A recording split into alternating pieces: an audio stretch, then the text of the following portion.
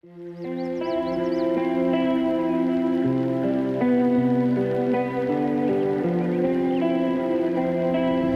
pulling up here on the job site. Got my mailbox there, my sign in the ground finally. By the way, these mounds of dirt are my perk pits, and then they hauled in some sand back there on the back of the lot. And then they've got their rebar and their paint and their rebar stands and ties there. And I don't know if you can see from the street, but you see these little wooden stakes. That's all they are, is wooden stakes with orange paint on them. And essentially, the surveyor came out with a copy of the blueprints and some type of a geolocation machine. I'm not a surveyor. I don't know about all that. But essentially, he squared it to the road and has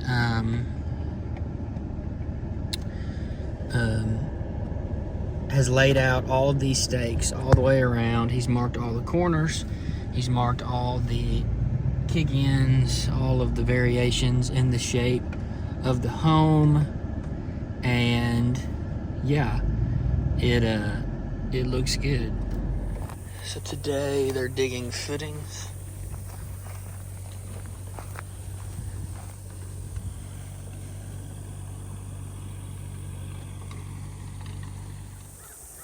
What's up, guys? So footings are done, and I say done, they're dug, and you can see I've got my footings here, and the rebar here in the ground. What they do is put rebar in 2 runs for every footing, and then they also put them up on rebar chairs so that that rebar ends up being in the middle of the footing instead of at the bottom or floating to the top. Give you another little view of these footings on the insides here. I believe here, and do not quote me on any of this because I'm not a foundation contractor, but I believe they want 1 foot deep footings, 24 inches wide, and I forget what number rebar that is. But a specific number rebar there. And like I said, on chairs. Let me see if this says what number rebar it is. Number 4 rebar. And bent turns, not joined turns. So all of the turns are curved. Now, one thing we did run into on this build is there's an old septic tank. I mentioned that in the other videos. It is full. Now, it worked out to where it was not in the way of any of my footing runs, but it is full. So what they're going to do is in the morning, I've got a guy coming who's going to pump this out, and then they will crush it with an excavator, collapse it in on itself, and then fill it with dirt when they fill the slab. So that is, that's the plan to resolve the issue with the old septic tank there. What's up, everybody? I'm here standing in my house, kind of. So essentially, you can see we've got quite a bit done. They actually filled this entire slab today. They did all the block yesterday. So where we're at right now, we are ready for a plumber. I think this is my 6th or 7th house now. And every single time that I've built a house during this phase, basically until we get to framing, the home seems unbelievably small, to the point where I've actually been out here and double checked and made sure with a tape measure that the dimensions of all of these rooms are correct, because it just feels so small. But it's not. This is actually not the biggest house I've built. It's the biggest house I will have ever lived in personally that I've owned.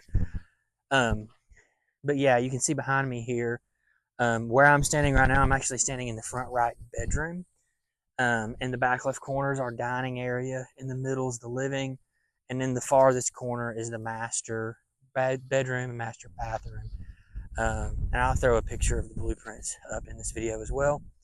But yeah, we are ready for a plumber to come and rough in some plumbing now. So I'm going to do this just as much for myself as for you guys, but just kind of for the Mims as well. So this is the front of the house. I'm walking up to it. This little section right here is the front porch. It looks tiny. It's pretty small. But keep in mind, this will all be bricked. So on the outside of this block, you can add 7 to 8 inches of width because the bricks will be laying flat, oriented, pointing towards the road. So that will add quite a bit of space here to the front porch. But yeah, you walk up here. You walk right in here. Here's the front door, kind of the entryway. And then you step into the living area. This right here is the living area. Back porch back there. We got our laundry room right here. And then a wall. And then you enter into the bedroom. And then this back kick-out area is the master bathroom. We'll have his and hers closets. A really large double vanity, a large shower. Back porch. And then over here on this side, they've left the block open right here for the dump truck to get in. But they will come back and do that last row of L block. The L blocks are the ones that look like they're broken in half. They go on the top. And this will be the kitchen. And then here's the dining room right here again. It looks so small. I promise it's not that small, but it looks really small. And then in this front area here, basically from that entry point over, there's 3 bedrooms right here. So 1, 2, 3. Actually, it's 2 bedrooms here and an office technically, but anyways. And then right here is our garage. It's a 2-car garage. I usually try to do an 18x7 double door. It's slightly wider than some garage doors. Sometimes they do 16 or 17 footers, but they really need to be 18 foot in my opinion. And again, this garage still feels tiny to me, but it is a standard size 2-car garage. And I typically do a 1 block step up into the house from where my garage is. So yeah, that's kind of the rundown of the house here. So exciting stuff.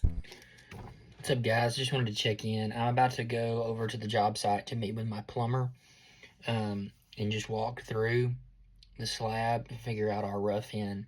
So I just want to make this quick video. I'm marking up this blueprint for him specifically, and just so I know that we're on the same page, and I'm going to give him this to where if something doesn't happen right, I can always reference back to this. And I just wanted to show you kind of some of the things I'm marking on here.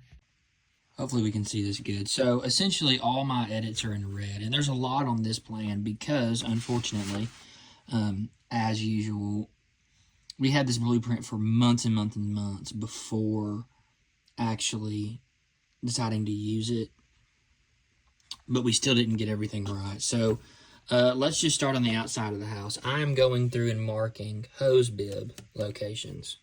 I usually want one on each side of the house, so I'm putting one centered on this left exterior wall, and then I'm putting one right here on the back. I don't want it on the porch, because if I have a hose hooked up for a long time, I don't want my hose dragging over the porch. So I'm putting it right here on this corner, which is also close to my bathroom, so that'll be easy to pull water for. So it's going to go right there for the backyard. So I've got side yard, backyard, and then right here I'm putting one right here off my laundry, again, right there next to water, right by my door, so that anything on this side of the property, I can get water to quickly. So I've got 1, 2, 3 hose bibs, and then I'm going to have them help me decide where to put it on the front. I either want to put it here or maybe here, but we'll decide that later. The other thing I'm doing is I'm editing my kitchen, and this is just oversight on my part. But essentially on this kitchen, it had the dishwasher and the sink in the island. We don't want that. We don't want anything in our island, actually. So what I'm doing is I'm moving my sink and dishwasher here. So sink, put a little arrow there, will be centered on this counter, and then right to the right of the sink will be the dishwasher. You always want your dishwasher close to your sink. So then my range that's here will move here and be centered there. So I'll have refrigerator, range, sink, dishwasher, and then my island will be open. So that can all be storage, all be used for whatever we need it for. I also mark my septic tank stub out. This was determined by my septic installer who designed the septic system for this house. It's going to stub out right here on this back corner off my dining room. That's probably the most important thing, honestly. And then marking my water heater. The plan says a tankless, and we're not doing a tankless, so I just scribbled that out and put standard water heater. And then our bathroom we're changing as well. This looks complicated, but it's really not. Basically, we're making our tub a shower. We're getting rid of the shower and putting our toilet here so that we can extend this countertop all the way. That's not a very big countertop. I wanted more space. So when you walk in the bathroom, there'll be a pocket door here and my toilet in this corner. Then there will be a big shower right here. That's going to be a good sized shower. I'm excited about that. And then this countertop will come all the way. So we're just rearranging stuff. It doesn't really change much plumbing, honestly, but that's important that they know all that.